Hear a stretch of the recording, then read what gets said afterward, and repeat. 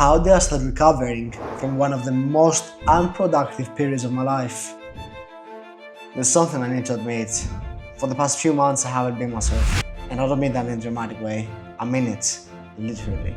I was not living with the energy, the discipline, the purpose that I know is inside of me.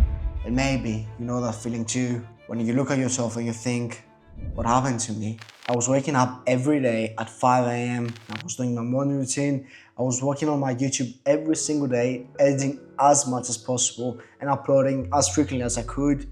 I actually started my own podcast. I was very focused on the gym with training and everything and my diet. I was doing exceptionally good at every aspect of my life. I was improving day by day. And also, I was renovating 3 Airbnb apartments at the same time. And on top of all that, I was working 8+ hours at the butcher shops every single day, consistently. So you can tell my life was very full, very demanding, but I was handling it.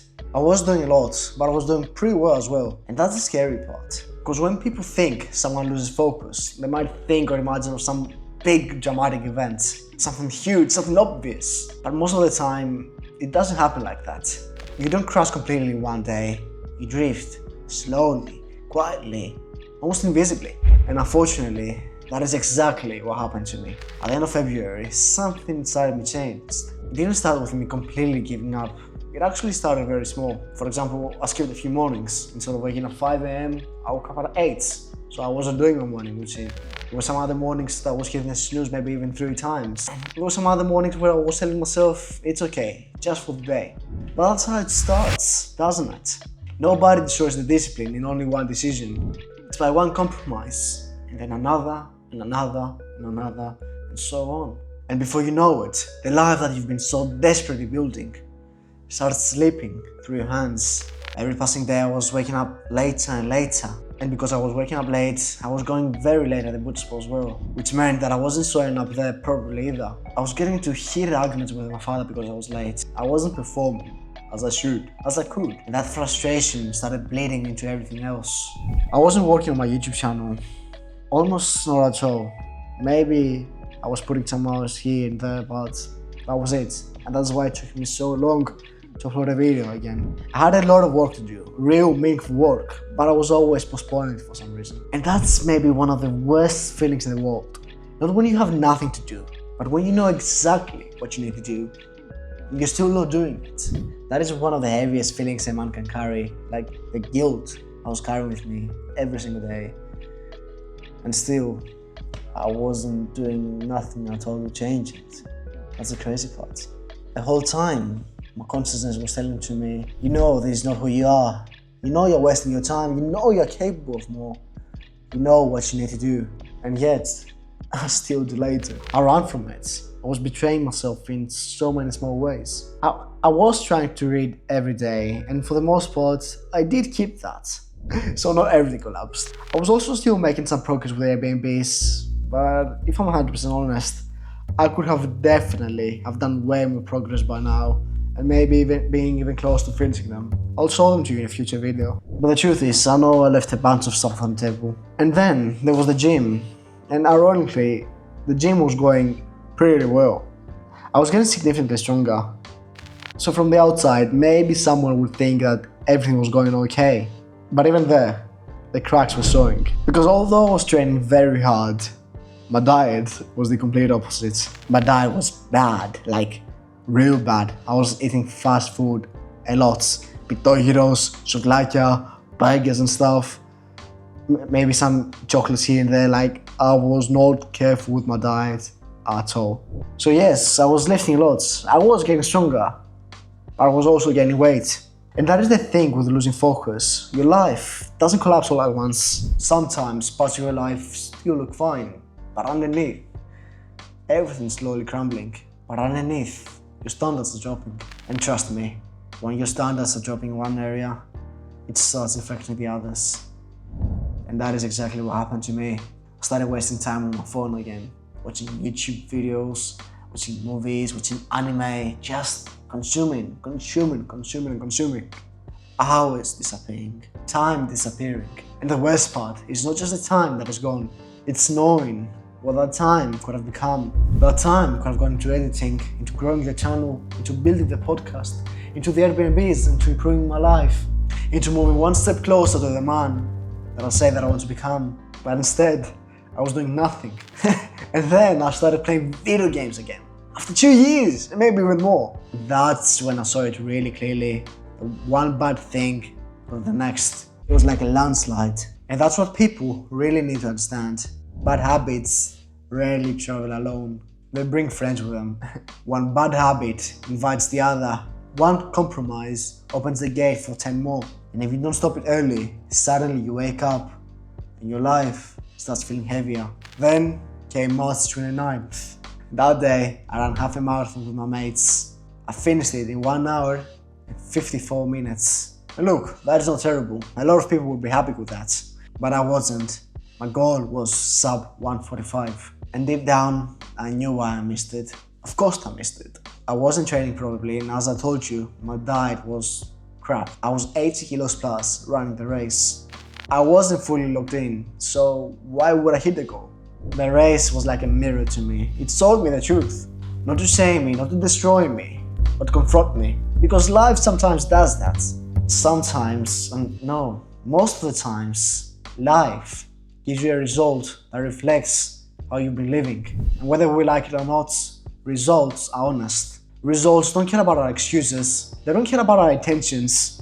They don't care about what we could have done. They show us what we actually did. In that moment, I had to face it.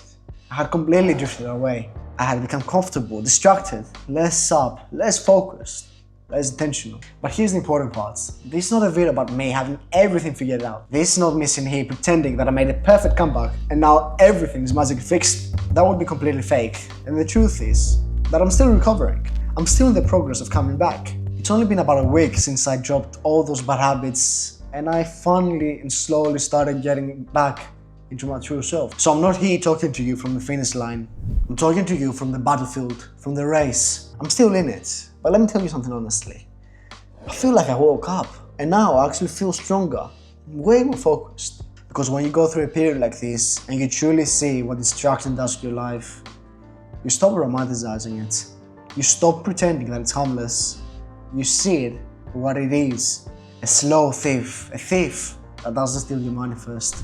It steals your attention, your energy, your momentum, your confidence, your standards, and eventually, your future. So you might ask, how did I begin to get myself back? How did I start recovering from one of the most unproductive periods of my life? These are the 3 things that helped me. And I want to share them with you honestly, because you might be at the same place right now. Maybe you've lost your urge too, like I did. Maybe you've been wasting time as well. Maybe you've been telling yourself tomorrow, and tomorrow never comes. So let me finally tell you what helped me. The first thing, I took it step by step. And this is huge, because one of the biggest mistakes I was making was trying to fix everything at once. I would have one of those motivation moments where I would say, right, enough. From tomorrow, I'll wake up at 5. Perfect diet, no phone, no bad habits, gym, work, everything fixed. New man. And it will last 1 day, 2 days, that's it. Then I'd crash again. Why? Because it was too much and way too fast. When you've been waking up at 5 a.m, you don't suddenly become the guy who wakes up at 5 a.m with perfect discipline overnight. That might sound good in a motivational quote, but in real life, it usually fails. If you go from waking up at 10 to 5 in 1 day, first of all, even if the alarm rings, I don't think you'll wake up properly. And even if you do, you'll be drained till noon. And then you tell yourself, oh, I'll just get a little power nap, 20 minutes, no more. And that 20-minute power nap magically becomes 3 hours. And then you wake up even more tired, even more sluggish, and suddenly you can't sleep until 2 or 3 a.m. in the morning. And then the whole cycle repeats. That is not recovery. That is self-sabotage disguised as ambition. So instead, take it hour by hour. If you wake up at 10 a.m, aim for 9. Then after a week, go for 8. And then even earlier, step by step, hour by hour for this case. Make it sustainable. And once you start waking up earlier, consistently, you can add a little morning routine. Not something huge, not some 3-hour miracle routine.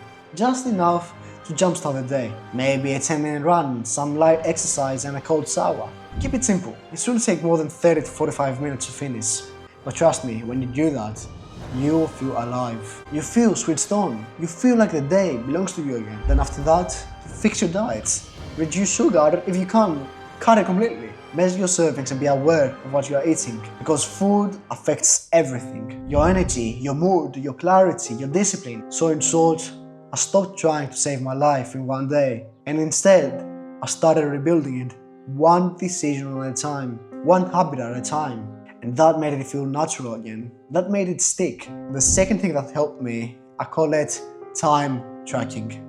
Let me explain. It might be a bit more advanced, but I've used it plenty of times in the past and it has helped me achieve great results. I'm not exaggerating. It has helped me become as productive as a man can be. What I basically do is I time block almost every minute of my day. From the moment I wake up to the moment I go to sleep.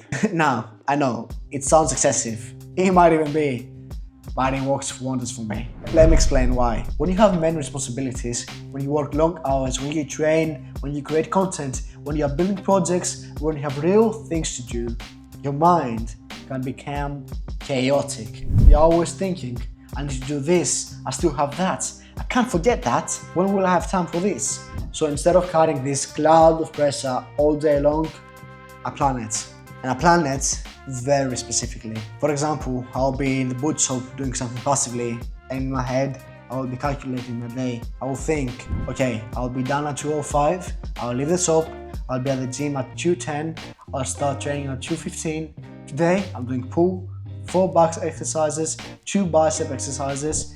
Each one with rest takes around 10 to 12 minutes. That's around 60 minutes in total. So I'll be done at 3:15. By 3:20, I'll leave the gym.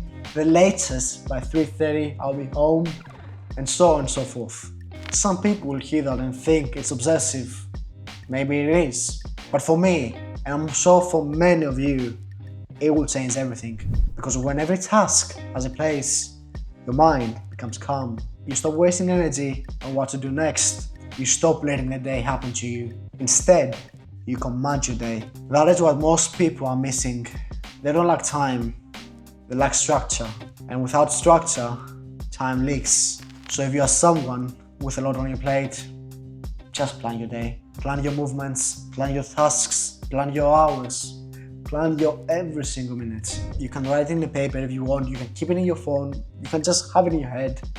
But please, organize it. Now, the third thing, and probably the most important one, have people around you who motivate you, support you, and remind you of what a high standard actually looks like. For example, I've got my mates, I see them pushing hard every single day. I see them working, studying, training like this, and that inspires me so much. Because when you're around productive people, people who are serious, people who are building something, it pulls you upwards more than you can imagine. It makes you go harder too, it makes you not want to fall behind. And that kind of environment is priceless. I've got my beautiful girlfriend, and I'm so grateful for her because she motivates me, she supports me, and she shows me endless love. Even when I'm working all day, every day, even if I don't have as much time as I want to give, having someone like that in your corner matters a lot. And I think people sometimes really underestimate the power of the people who are close to them. The right people don't distract you from your mission, they strengthen you for it, they fuel you, they remind you who you are when you start forgetting. And if you're trying to rebuild your focus, that support can make a huge difference. So no, I don't recover by some magic trick. I recovered by becoming honest. Honest about how far I had drifted. Honest about the habits that destroyed me. Honest about the fact that I was not living up to my own standards. And then I rebuilt, slowly, deliberately, step by step. And I'm still rebuilding now, and honestly, that's why I wanted to make this video. Because I know I'm not the only one who has gone through this. A lot of people are suddenly losing themselves right now. Not in some dramatic way, but in a modern way. Sleeping later, scrolling more, playing video games, eating worse, postponing the work, avoiding discomfort, letting one bad habit lead to another, and another, and another. And then one day, they look at their life and barely recognize it. So if that's you, listen to me carefully if you want. You're not doomed, you're not broken, you have not gone too far. But you need to wake up. Not next month, not someday, not tomorrow. Now, please, cut the drift early. Before a bad week turns to a bad month. Before a bad month turns to a bad year. Before a bad year turns into a life that you regret. Your life is built on the small things, on those little moments. In the alarm you either obey or ignore. In the food you either control or indulge in the hour you either invest or waste. These were your future decided. Not in one grand moment, but in the little moments no one sees. So yes, I lost my focus for an extended period of time. Yes, I became less disciplined, less intentional, less productive. But I'm coming back, and I genuinely believe that I'm coming back stronger than ever.